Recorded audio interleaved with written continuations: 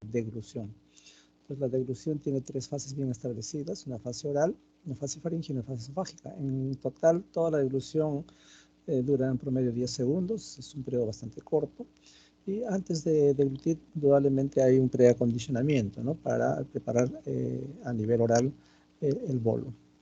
En realidad, respecto de la deglución, hay alrededor de 26, 27 estructuras anatómicas involucradas en este proceso de la deglución, ¿no? Entre ellos tenemos componentes maxilofaciales, estructuras a nivel del cráneo y a nivel del sistema nervioso, ¿no? Entonces, a nivel maxilofacial, pues intervienen los dientes, los maxilares, las articulaciones temporomandibulares, los ligamentos, los músculos, ¿no? Otras estructuras que tienen vinculación directa con la deglución incluyen a la nariz, la boca, la laringe, la faringe y el esófago. Desde el punto de vista del sistema nervioso, básicamente está gobernada por los pares craneales 5, 7, 9, 10 y 11, ¿no? Entonces, todo el concatenamiento de estas estructuras anatómicas va a determinar que se produzca la deglución. Entonces, hemos dicho que la deglución tiene las siguientes fases: una fase oral bien establecida, una fase faríngea y una fase esofágica.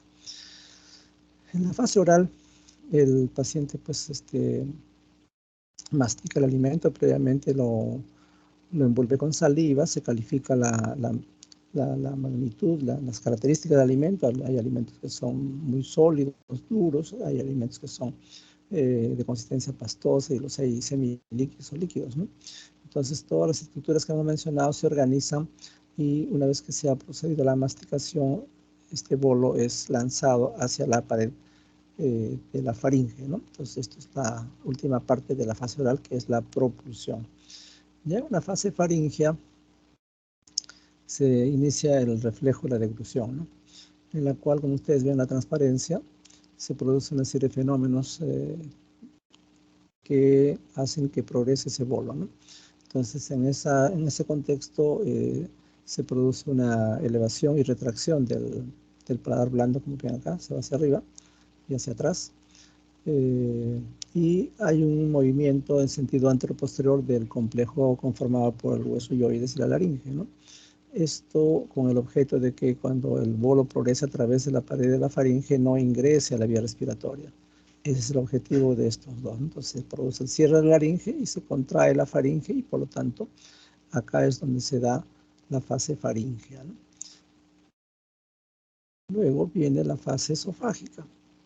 Entonces el bolo que es impulsado a través del esófago va a producir una apertura del esfínter esofágico superior, ¿no? Y ahí es donde se inicia la peristalsis del esófago. Entonces el bolo progresa a lo largo de todo el esófago y finalmente llega hacia el esfínter esofágico inferior, que es el que se abre y permite la entrada del bolo hacia el estómago, ¿no? Entonces de esa forma es que se completa el proceso de deglución. Cuando alguna de estas fases está alterada va a dar sintomatología. Y los síntomas más característicos son básicamente dos, ¿no? Disfagia y odinofagia. Ya hemos conversado con ustedes que la disfagia se refiere a aquel proceso en el cual hay una dificultad para la deglución del bolo, ¿no? En cambio, la odinofagia es el dolor durante la deglución.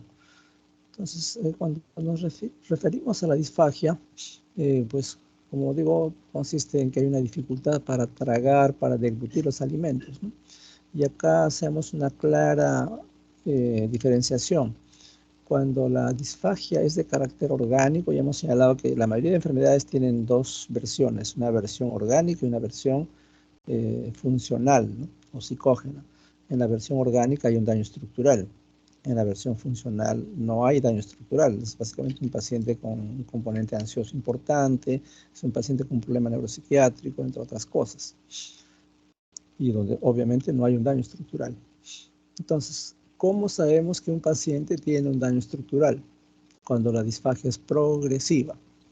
Pues al inicio les dirá, bueno, yo tenía dificultad para ingerir papas grandes, sentía que se me atracaba, pensé que era muy grande y por eso me estaba pasando eso, pero en el tiempo he notado que ahora cuando como el arroz se me queda, tengo dificultad.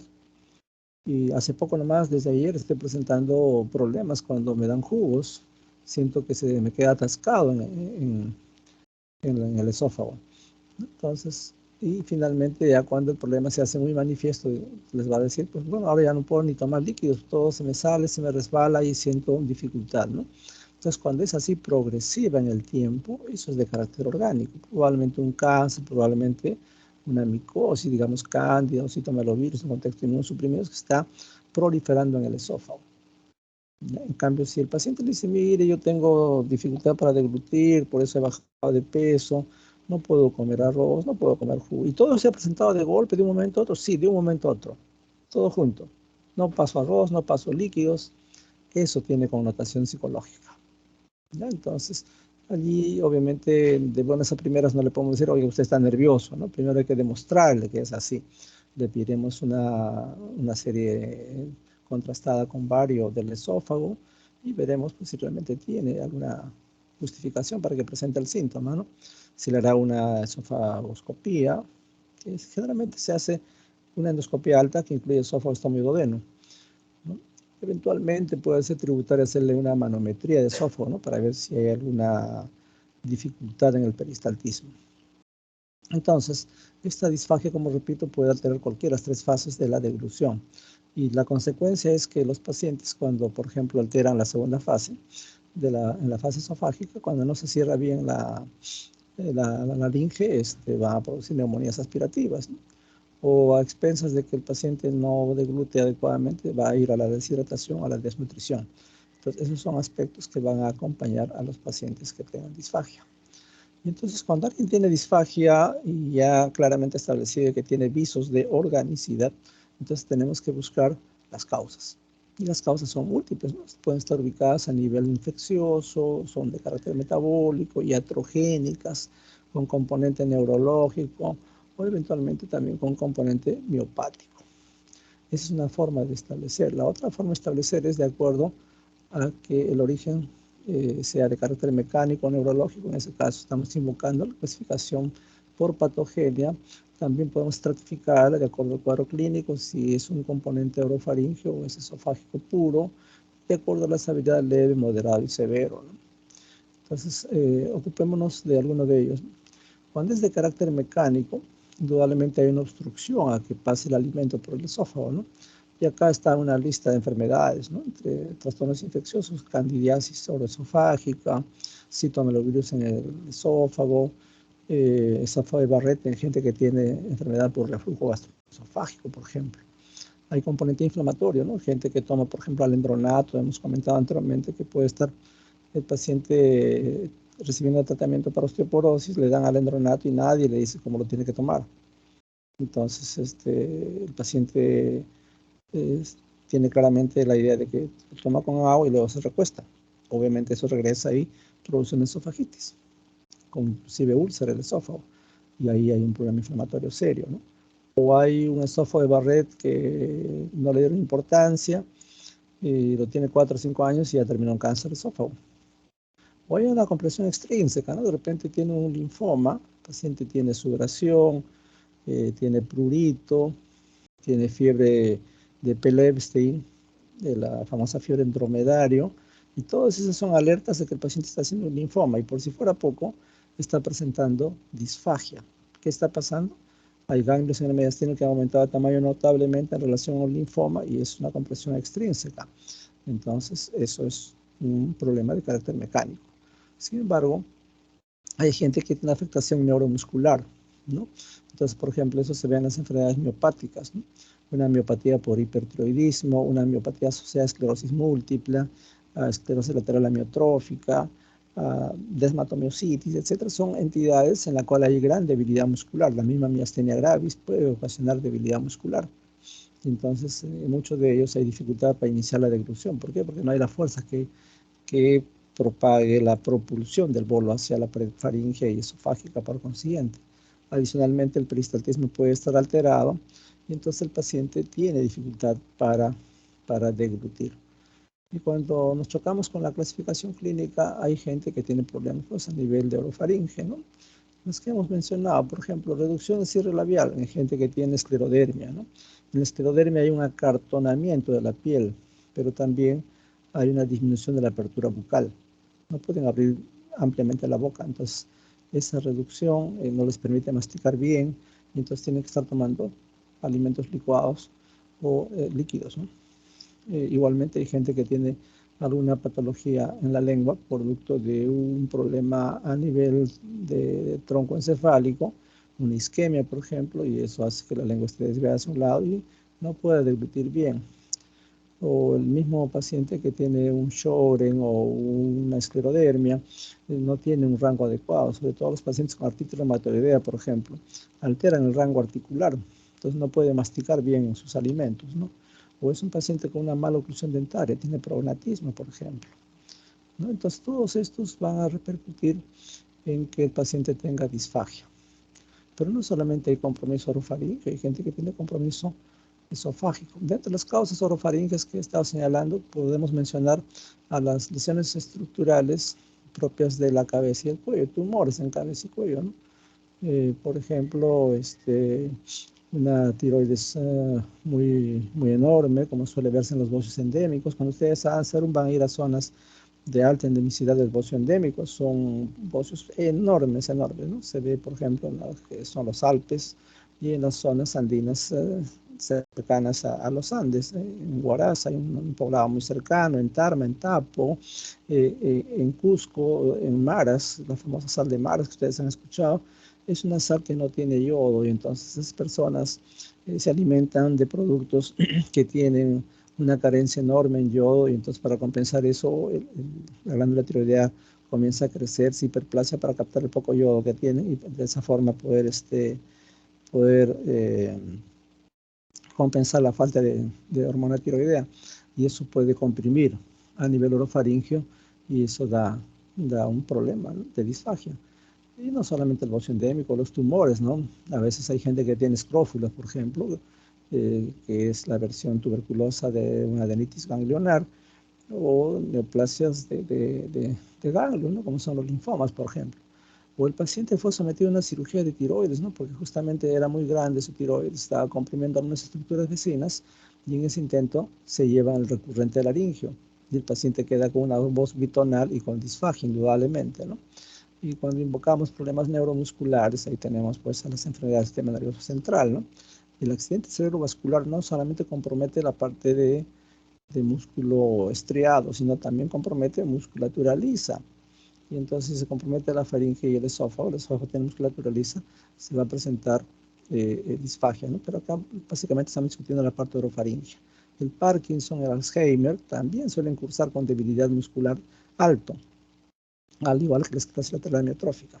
Los pacientes de larga data con diagnóstico de diabetes hacen un problema de neuropatía. Recuerden que los diabéticos de más de 10 años de evolución pobremente controlados desde el punto de vista metabólico van dañando órganos blancos. ¿Y cuáles son los órganos blancos? Básicamente los ojos. Ahí está descrito claramente la retinopatía diabética, sí, que los hay de 3 grados, ¿no? La no proliferativa, la preproliferativa y la proliferativa. Finalmente termina el desprendimiento de retina.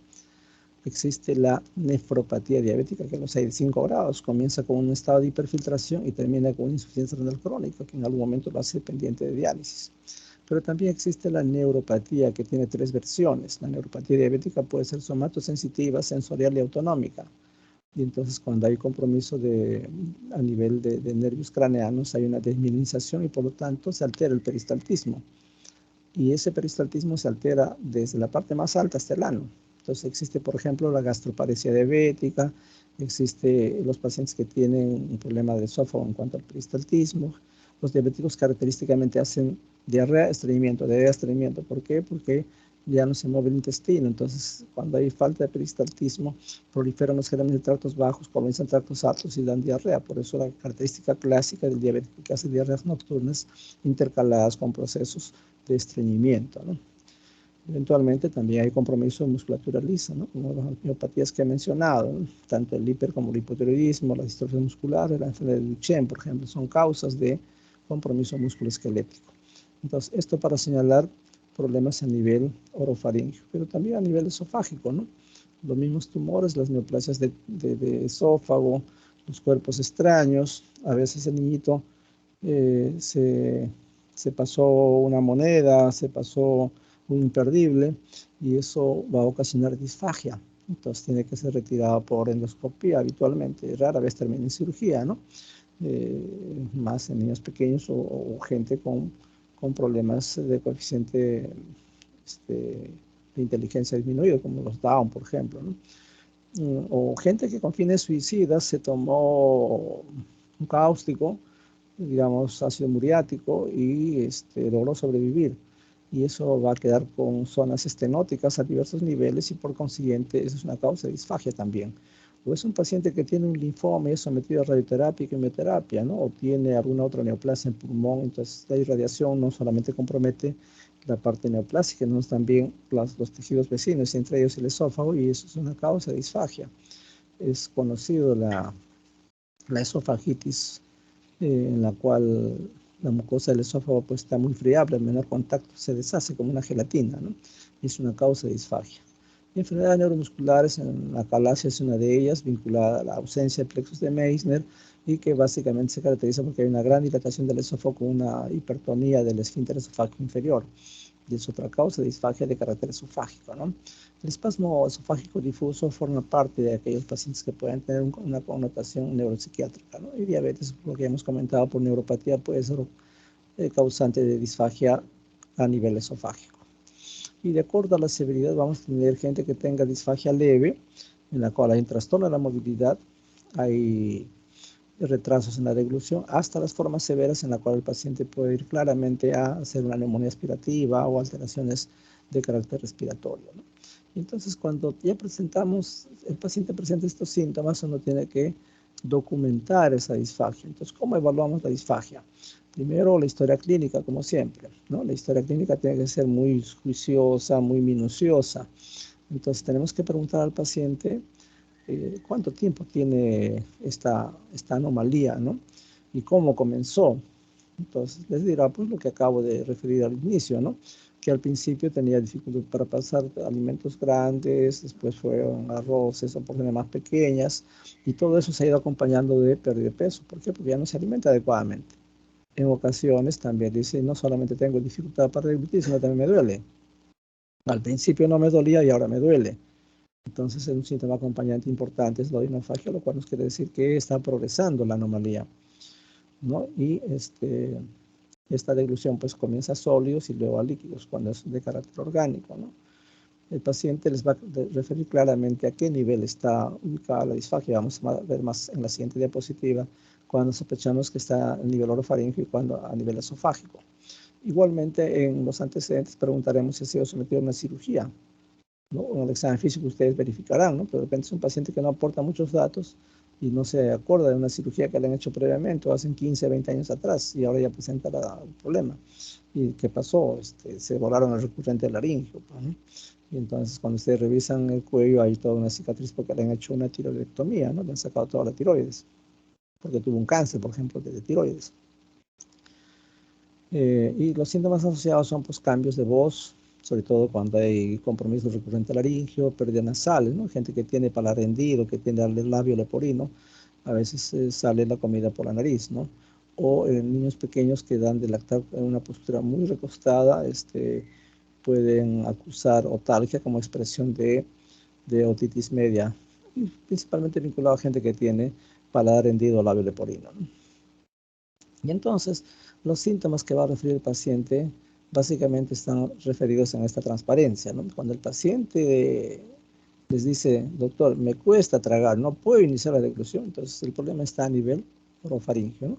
Se refieren que tiene una sensación de que el alimento se atraca, se atasca en la garganta, pueden tener tos o el alimento se sale por la nariz. En cambio, si el paciente le dice, mire doctor, yo puedo pasar el alimento, pero siento que se me queda a mitad del camino, se queda detrás del esternón, ahí tengo una sensación de un nudo, ¿no? Y me provoca dolor. Entonces, lo que refieren es, trago bien, pero la comida se me atasca en el pecho. Cuando es esta presentación, el compromiso es esofágico. En el caso anterior es orofaringio, ¿no? Y en el examen físico, pues ustedes verán que su índice de masa corporal está muy venido a menos, ¿no? Habrá disminuido de peso, calculan la masa corporal, está debajo de 20, ¿no?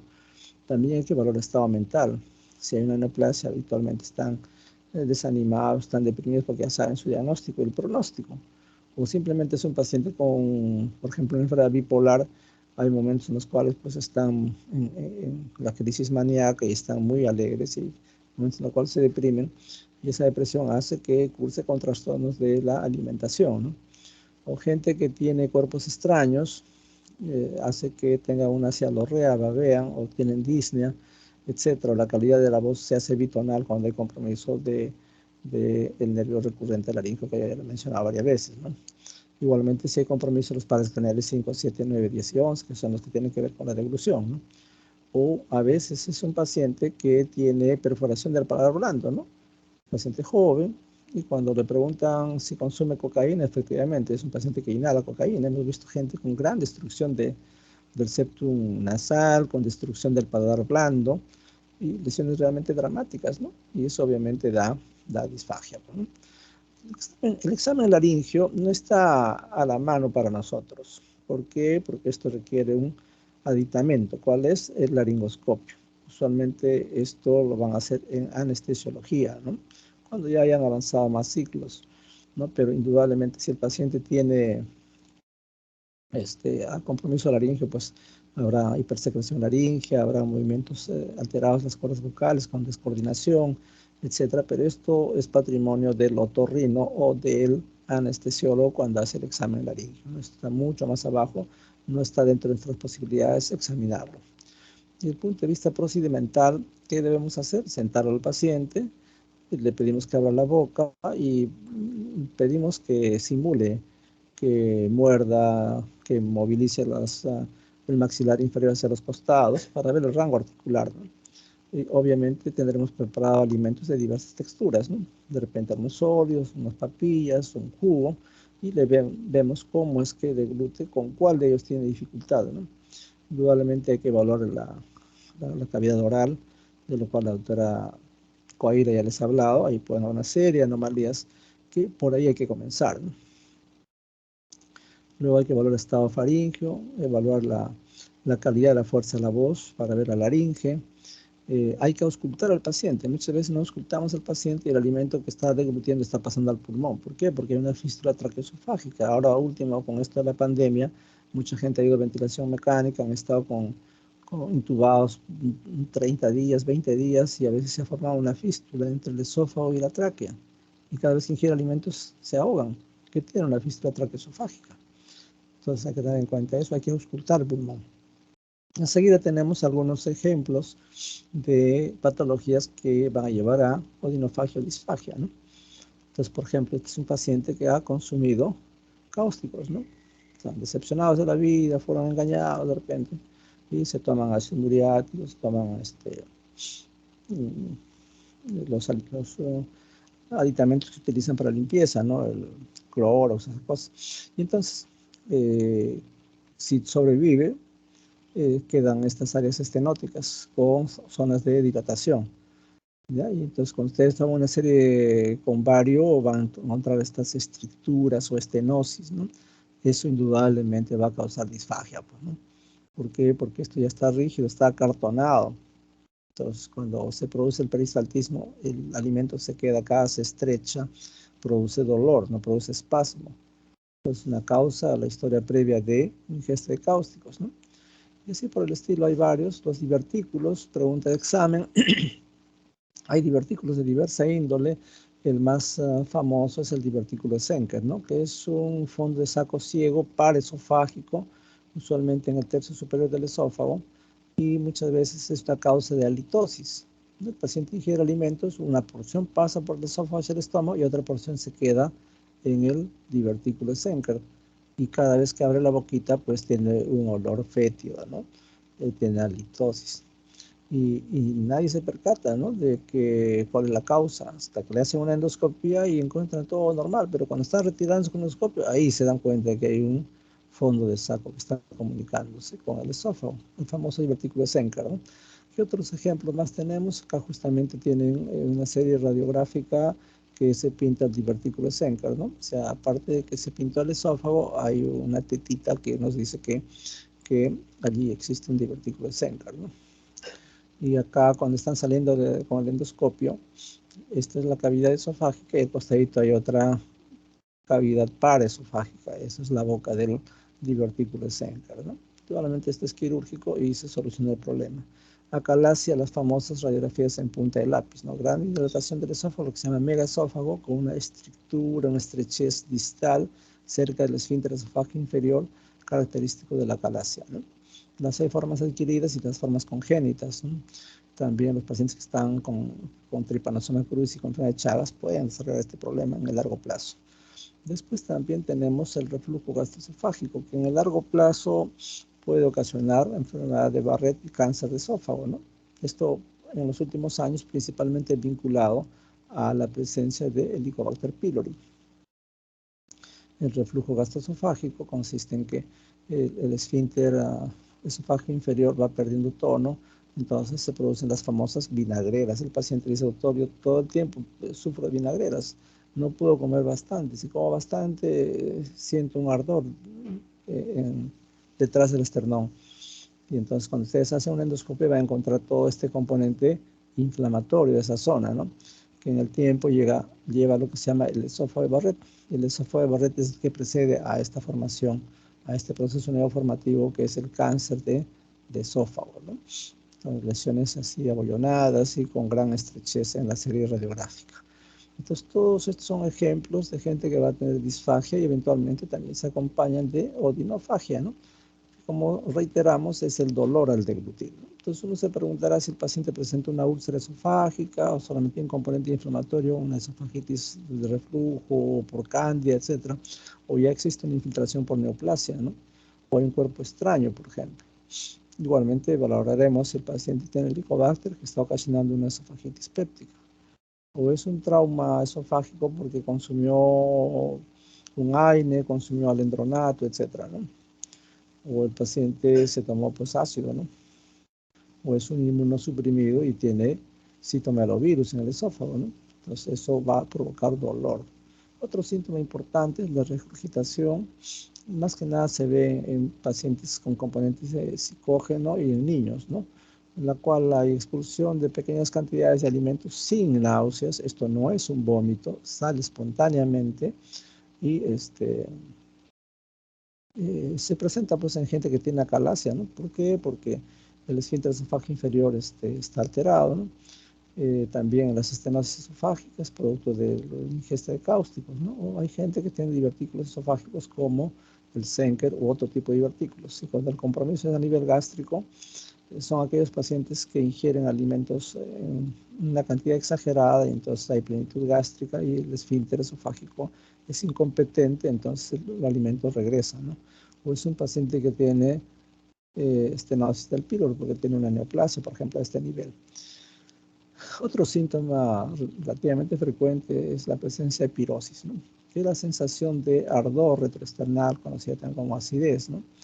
Es básicamente por lo que ya hemos señalado, ¿no? Porque el reflujo gastroesofágico pues está vinculado directamente con el Helicobacter pylori en la mayoría de los casos. Pero también hay medicamentos que hay que tener cuidado, ¿no? Básicamente los AINES, las tetraciclinas, últimamente ya no se usa mucho la oxitetraciclina, la famosa terramicina, que las abuelitas lo daban para todo, ¿no? Infecciones respiratorias, infecciones digestivas, etc. Es un excelente medicamento, pero lastimosamente tiene muchos efectos adversos, gastritis, esofagitis, entre otras. Quinidina casi ya no se usa. Antiguamente se utilizaba mucho para arritmias cardíacas, por suerte ya no. Cloruro de potasio como suplemento por vía oral es rara vez la que se utiliza, más se utiliza por vía endovenosa cuando el paciente tiene una hipocalemia importante. En cambio, el hierro en su versión sulfato ferroso, que es la mejor molécula, sí, ¿no? Lamentablemente, el hierro tiene una serie de efectos adversos, ¿no? En su versión sulfato tiene que primero tomarse en ayunas. Ya el solo hecho de tomar en ayunas, pues es un plus para que genere gastritis, esofagitis. Segundo, tiene que contar con vitamina C, si no la absorción disminuye, ¿no? Y tercera cosa que se vincula a esto es el estreñimiento. Entonces, ofrece muchas dificultades este sulfato, ¿no? A pesar que es la mejor molécula, la que mejor se absorbe. Sin embargo, hay moléculas paralelas, ¿no? Como el fumarato ferroso, como el hierro polimaltosado, etcétera, que tienen ventajas sobre el sulfato ferroso. Entonces, en la mayoría de centros del Ministerio de Salud lo que tienen es como genérico sulfato ferroso para las gestantes, para pacientes que tienen anemias ferropénicas, etcétera. Se los indican, ¿no? Pero terminan con estos problemas. Y una causa frecuente de pirosis es justamente el uso crónico de hierro. Recuerden que pacientes que tienen anemia ferropénica requieren un tratamiento a largo plazo, no es 1 o 2 meses, a veces son 5 o 6 meses hasta llenarlos de depósito de hierro. Pero por suerte existen actualmente una serie de compuestos con contenido de hierro que se pueden administrar en forma endovenosa. Antiguamente existían otros preparados que se daban endovenoso, pero tenía que estar hospitalizado el paciente. ¿Por qué? Porque producía muerte súbita, ¿no? Y tenían que estar preparados ahí con el equipo de reanimación cardiorrespiratoria en caso que el paciente hiciera paro. Por suerte ya hay nuevas moléculas como el hierro sacarato, el mismo hierro polimaltosado, que se pueden administrar en forma intramuscular o endovenosa, ¿no? Inclusive antes había una técnica en Z. ¿Por qué? Porque cuando ustedes ponían a la nalga, tenían que jalar el celular subcutáneo hacia un costado. ¿Por qué? Porque si colocaban directamente la aguja, cuando retiraban la aguja, el hierro regresaba por el agujero que había hecho a su ingreso hacia el músculo y quemaba toda la grasa y se producía una necrosis de la grasa subcutánea. Había una técnica en Z para eso, pero por suerte ahora ya tenemos mejores productos para el manejo de anemia ferropénica, ¿no? Igualmente, gente que tiene esofagitis de carácter infeccioso, ya he mencionado largamente como expresión de inmunosupresión en relación a cándida, ¿no? La cándida usualmente le da a los niños pequeños que a veces suben a la cama de la mamá y tiene descensos y se contagia. ¿Por qué? Porque los niños todavía están en proceso de maduración de su estado inmunológico. Igualmente, las esofagitis por herpes muchas veces son inadvertidas y es una causa de disfagia o dinofagia, ¿no? O de pirosis también. El citomegalovirus, no quiere decir los defectos del peristaltismo, ¿no? Esto está alterado básicamente en diabéticos, en esclerodermia. Existe un síndrome de CREST, ¿no? Calcinosis, reinoesclerodactilia, telangiectasias. Esto es lo que es una forma peculiar de esclerodermia. Cursa con acartonamiento del esófago y eso finalmente altera el peristaltismo y eso genera pirosis. O el paciente que tiene disminución de la secreción salival. Eso se ve en el Sjögren, ¿no? El Sjögren es una enfermedad autoinmune en la cual hay hiposecreción de todas las glándulas de secreción exocrina. Por ejemplo, hay poca saliva, hay poca lágrima, hay poca secreción pancreática, poca secreción uh, eh, intestinal, hay poca secreción vaginal. Entonces, dependiendo a qué nivel tenga el problema, van a presentar síntomas. Así, por ejemplo, en ojos van a tener sensación de cuerpo extraño, como que les ha entrado un objeto, ¿no? Tienen ojo rojo, ¿no? Y lo que están haciendo es un Sjögren con componente ocular. Si es a nivel bucal, generalmente tienen poca saliva, sienten que la lengua amanece pegada al paladar blando y que cuando comen galletas sienten que se le queda en el esófago, ¿no? Y eso es un compromiso esofágico. Gente que tiene tos crónica, ¿por qué? Porque no tiene adecuada secreción bronquial que envuelve las partículas que ingresan a la vía respiratoria y son expulsadas por la tos. Acá las partículas están estimulando permanentemente el aparato mucociliar y se produce tos crónica, tos seca, tos exigente y lo manejan con antitusígenos y no mejora. ¿Y qué es lo que tienen? Es un Sjögren, ¿no? Adicionalmente tienen dispepsia, se llenan de gases, hay mucha flatulencia, distensión abdominal y piensan que tienen una gastritis, ¿no? Y lo que tienen es un Sjögren. A veces tienen dispareunia, ¿no? La dispareunia es el dolor durante las relaciones sexuales, a pesar que su pareja la excita, la prepara adecuadamente, no lubrican adecuadamente. Entonces, cuando ingresa el pene, pues hay dolor, ¿no? Y eso es otra presentación de Sjögren. Pero de hecho, la forma más frecuente es con compromiso ocular. Sin embargo, hay gente que tiene compromiso esofágico, ¿no? Y oral también, oroesofágico. Y entonces esas personas tienen poca saliva y los alimentos le pueden provocar no solamente odinofagia y disfagia, sino también pirosis. Ya, la radiación bucal por alguna neoplasia, ¿no? Medicación anticolinérgica. Hace poco les estaba hablando el doctor Pérez sobre los anticolinérgicos, ¿no? Omatropina, buscapina, cualquiera de esos alteran el peristaltismo. Y por lo tanto, y muchos pacientes ancianos lo usan con frecuencia, ¿no? ¿Por qué? Porque a veces tienen un cólico, se van a la farmacia, le dicen, tengo este problema, tómense tal. Y como le va bien, ya todo el resto del año comienzan a tomar. Me acuerdo claramente de un ejemplo que lo voy a señalar como ejemplo simplemente. Estábamos haciendo una guardia, yo era reciente segundo año y hacía guardia con un R1 y bueno, el R2 pues tenía que estar en la zona donde están los ventiladores mecánicos manejando a los pacientes críticos y afuera en el tópico con los internos estaba el R1 y entonces cuando estaba más ocupado viene el R1 preocupadísimo, ¿no? Y me dice, David, ha llegado una señora de 80 años con el cuello torcido, tan igual como Linda Blair en El Exorcista, el cuello está para atrás y está gritando de dolor, ¿no? Y no sé qué es, ¿no? Y realmente cuando fui a verla era espectacular, una señora de 80 años que tenía esta torsión del cuello, ¿no? Y se quejaba de mucho dolor. Y entonces cuando comenzamos a indagar, la señora estaba tomando frutenzima. ¿Qué es la frutenzima? Es un producto que tiene metoclopropamida, tiene alprazolam y tiene enzimas digestivas con simeticona. Y entonces esta señora sufría de dispepsia y como en alguna oportunidad lo tomó y le fue muy bien, todo el año se compró su frutenzima, ¿no? Y entonces cuando ustedes revisan los efectos adversos de metoclopropamida, están la acaticia, están los espasmos, ¿no? Entonces lo que tenía esta señora era pues una distonía producto de la metoclopropamida. Entonces le pusimos el antídoto, ¿no? Que es el biperideno, el aquinetón, y la paciente comenzó a sonar, a crujir su cuello y se enderezó. Entonces, ¿cuál es el colofón?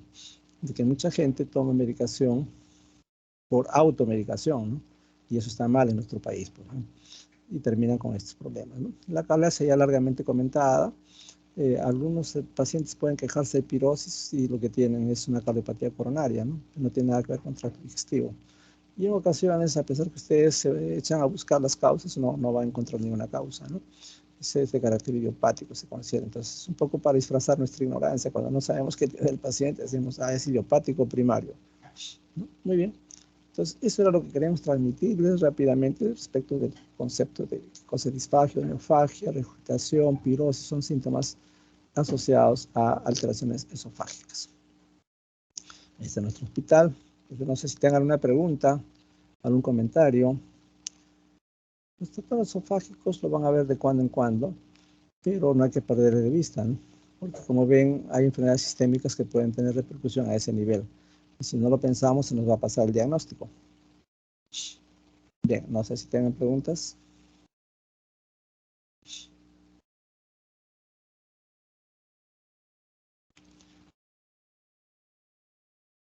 ¿Están todos? 2, 3. Perfecto. Están todos. Entonces ya les pasé lista. Los dejo en libertad. Tómense su tiempo y ya viene el doctor Pérez nuevamente. Les agradezco su atención. Hoy día es jueves. Mañana viernes nos vamos a reunir a las 8 de la noche. Probablemente ahí vamos a ver un video o vamos a hacer críticas a ese video. Es complemento de todo el examen físico del abdomen, ¿no? De repente no hay forma de mostrarles cómo se examina en vivo e indirecto. Usualmente cuando se hace la práctica presencial, cogemos a uno de los chicos del grupo, quien se ofrece voluntario, y lo examinamos de inicio a fin, haciendo todas las maniobras que corresponden, ¿no? Pero ahora en la vía virtual tenemos que valernos de videos. Entonces, esa parte todavía estamos flojeando un poquito. Y espero que eso también sirva para que ustedes hagan su video, que el fin de semana ya lo deben tener listo, cosa que el lunes estamos discutiendo la clase que ustedes van a, o el video que ustedes van a grabar. El sábado tenemos el pretest, hacemos el ensayo de hepatitis viral y la exposición, ¿no? Igual hacen el PPT y me envían su PPT de hepatitis viral. Entonces, eso sería todo de mi parte. Les agradezco su atención. Si no hay preguntas, muy reconocido, y ya nos estaremos viendo mañana en la noche. ¿Ok? Gracias, doctor. Listo, Margarita. Disculpe una consulta. El PPT de hepatitis y vías biliares no está en el aula virtual. No sé si podría subirlo. Ya. Como no me dijeron nada, entonces pensé que no, ¿no? Pero bueno, lo vamos a subir dentro de un momentito. Ya. ¿No? Y este PPT nos podría enviar al grupo, por favor. Claro que sí, no hay problema. Eso va para WhatsApp. Ya, muchas gracias. ¿No? Listo. Buen día. Hasta luego.